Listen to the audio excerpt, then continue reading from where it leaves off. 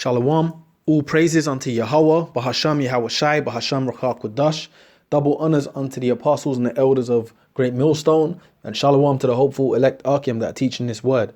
Shalom Yahweh, Bahasham Yahweh Shai, Bahasham Rakha Kodash. Now, as you can see here, this is a YouTube channel. The guy goes by the name of Drew Binsky, I believe he is. I think he might be a small hat, but he travels around the world, right?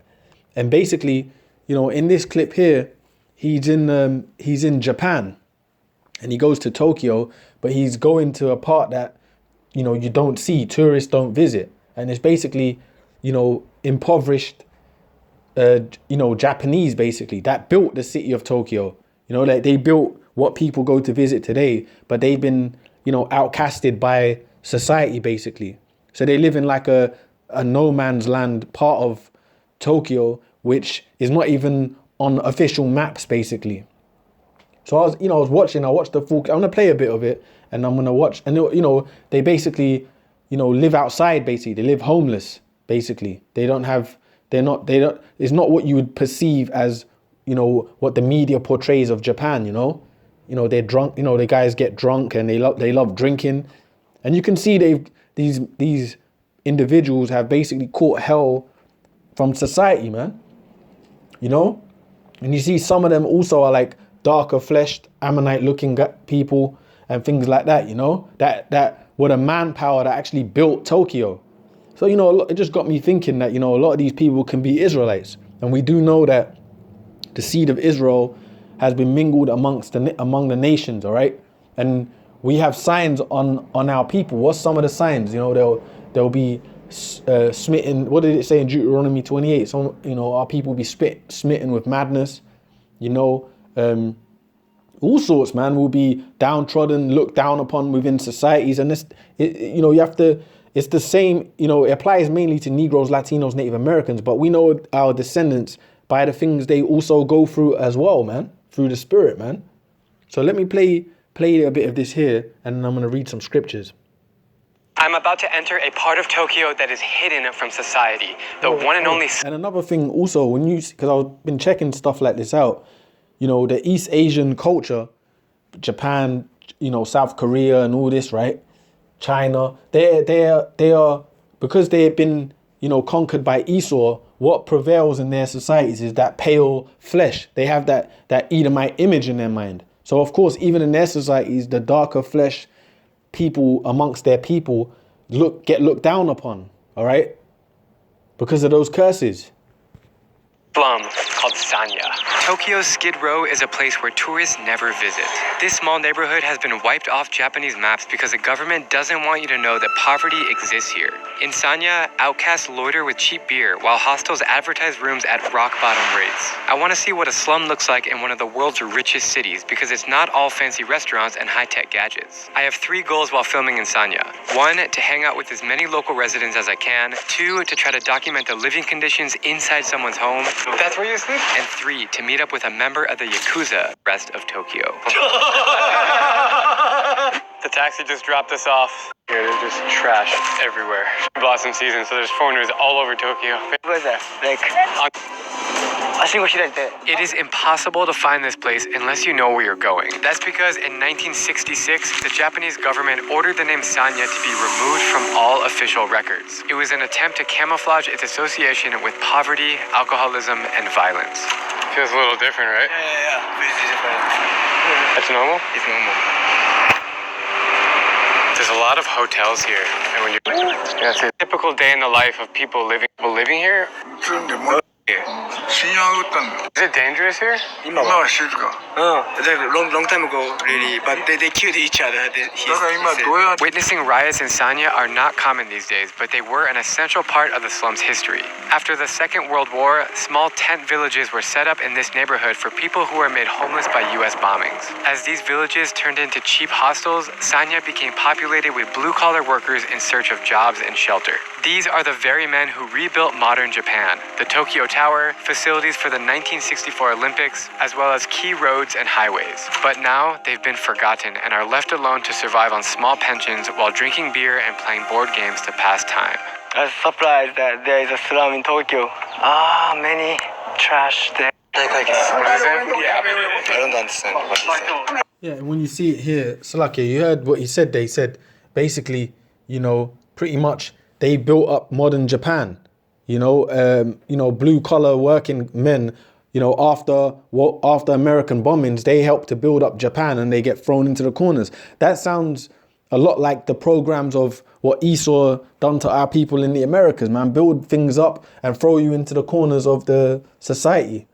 They're like the downtrodden.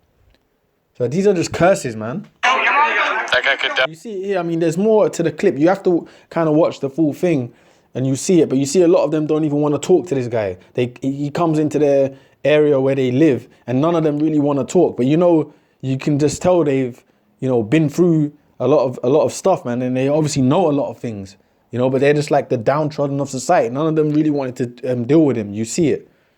But, you have to kind of get into the full clip, but it was making me think of the curses, man, that our people are going through. Okay. And also the fact that you're going to have, Israelites among all the nations. All right. So let me read this here. Acts 2:5. It says, and they were dwelling because you got the Gentiles, you got the actual real heathens, and then you got the Gentiles, Israelites, all right, that are actually Israelites amongst those nations. So Acts 2:5, and there were dwelling at Jerusalem Jews, devout men out of every nation under heaven. Now when this was noised abroad, the multitude came together and were confounded, because that every man heard them speak in his own language. Yeah, there were Jews, that came to Jerusalem out of every nation under heaven, and they were speaking multitudes of languages. And that's what the apostles was set up. Peter, Apostle Paul, they were set up to gather these men. That's what they were doing. They were going on their missions, and they were gathering Israelites, all right, from every nation under heaven. So it says, now when this was noised abroad, the multitude came together and were confounded, because that every man heard them speak in his own language. And they were all amazed and marveled, saying one to another, behold, are not all these which speak Galileans? And how hear we every man in our own tongue wherein we were born?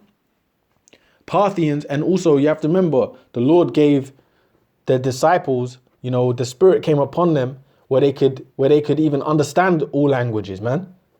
They could understand things. They could break down what was being said to them in those languages. Okay, so this is Acts 2 and 6. It says, now when Salakia. From 8, and how hear we every man in our own tongue wherein we were born? Parthians, so these are places they were scattered. Parthians and Medes and Elamites, so East Indians, people in the lands where Japhet once dwelt, people in the lands of Greece.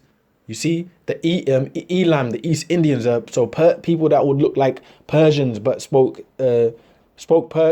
Persian languages but were descendants of Israel. All right. And dwellers of Mesopotamia and in Judea and in Cappadocia, in Pontus and Asia. So these was Israelites scattered everywhere, man. So what more so today? After 70 AD and the fall of Jerusalem, and the scattering of our people, fast forward in time to today, through all those slaveries, all those all the slavery, all the babies being born during that time, or during the time of our scatterings in the lands we were in, what would happen today? They will start looking more like those nations that they were amongst. Fast forward into today, man. Okay? So it says, and how hear we every man in our own tongue wherein we were born? Oh yeah, so I read that part. Parthians and Medes and Elamites and dwellers in Mesopotamia and in Judea and Cappadocia, in Pontus and Asia, Phrygia and Pamphylia, in Egypt and in parts of Libya. This is where they were all coming from. About Cyrene and strangers of Rome, Jews and proselytes, Cretes and Arabians. We do hear them speak in our own tongue the wonderful works of the Lord. All right. Why? Because the Lord had his people be scattered, okay, throughout the four corners of the earth. And it says it here also. Let me read this here. This is Psalms, the book of Psalms 106 and 35. Psalms 106 Psalms 106 and verse 35, it says, but were mingled among the heathen and learned their works, and they served their idols, which were a snare unto them. Yeah, were mingled amongst the heathens. Okay? Who was mingled? The Israelites. We were mingled among the heathens. The Lord scattered us among them, and we were mingled among them, and we learned their works. Over time, you had Jakes in India that would have been following the Hindu gods, Jakes in Japan that would have been following the ways of Buddhism or, you know, the belief systems there. Jakes going into Arabia where they would have been, you know, following the idols and, you know, the Islamic culture you have there. I mean, just look at Jake today. They flock to places like Dubai and whatnot. Start following the customs of the Ishmaelites over there. Do you not see that today? But they're not. That doesn't make them Ishmaelites, but they're following the customs of those people, man. Okay? So we're mingled amongst the heathen and learned their works. And they served their idols, which were a snare unto them. And that also became a snare unto our people, man. Because the more we served their idols, the Lord took us more and more away from, you know, who we really were, man. That's why our people had to be retaught. And that's what's happening now. What's happening now through the doctrine being taught again, you know, through the great millstone and our affiliates, the true doctrine being taught again through the spirit of Yahweh, Ba'ashem Yahweh Shai, of course, coming upon us. And we're teaching his word through the internet. Guess what, man? You got brothers waking up all over the world. You got Israelites now, they're in the Philippines calling upon Yahweh, Ba'ashem Yahweh Shai. You know, you've seen it. You've seen videos of that. You got brothers, you know, you got brothers in Nigeria, you know, all over the world, man. You got people listening to us in Asia. You know, in parts of Japan, there's people listening in Turkey. So why? By this word, man. The Lord's waking his people up again throughout the four corners of the earth, man. That's why this thing we teach is spiritual, and we know and we teach that they're going to be Israelites that look like so-called white people, man. That look like Chinese, Japanese, that look like Arabs. You know what I mean? That look like Indians. There's going to be Israelites everywhere, okay? That's what the scriptures, that's the truth. But they're Israelites. They're not, the other nations can't be saved. They are of the line of Abraham, Isaac, and Jacob, you know? So let me play a bit of this here, because you can see, you know, you have to watch. Definitely kick some ass. He's a big dude. But you can see where they live. Not so friendly, huh? At first you would think they would be friendly and welcoming, but they were kind of just like F off.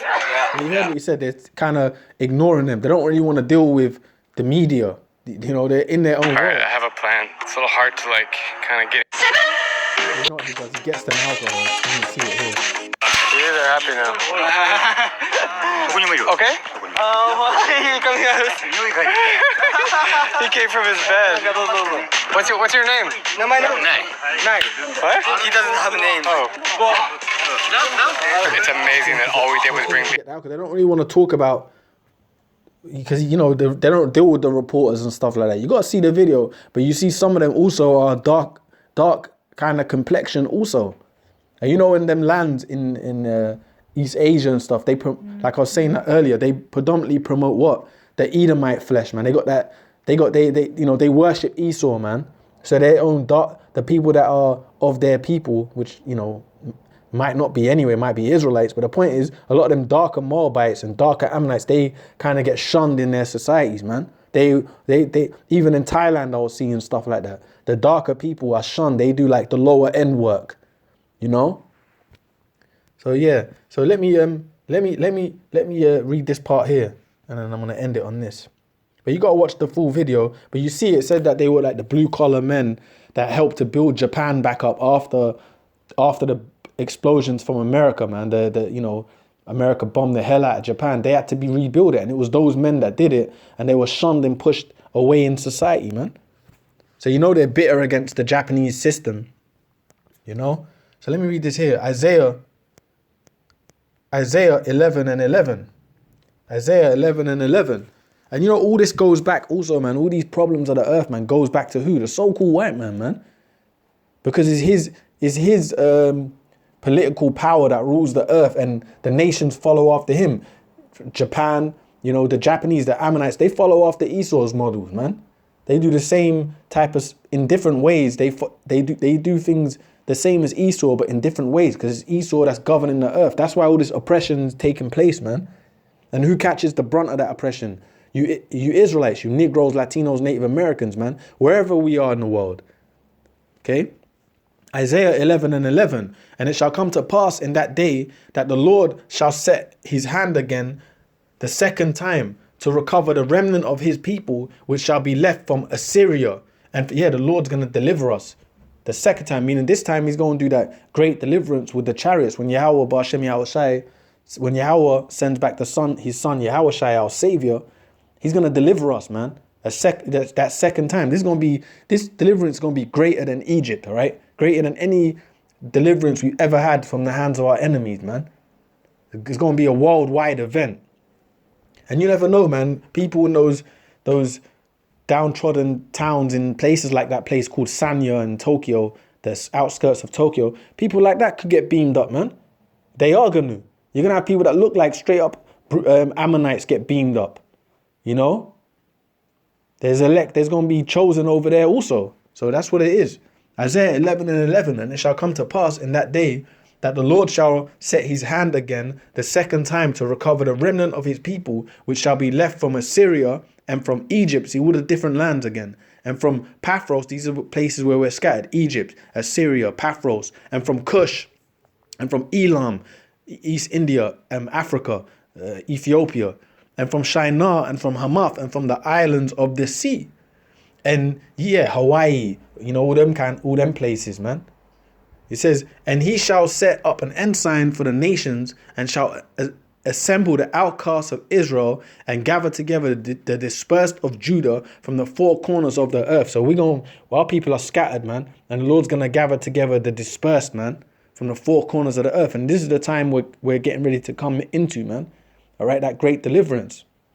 So that's part of the gospel, man, that you're going to have Israelites, you know, descendants of Negroes, Latinos, Native Americans. That lineage is going to be scattered planet-wide, worldwide, all right?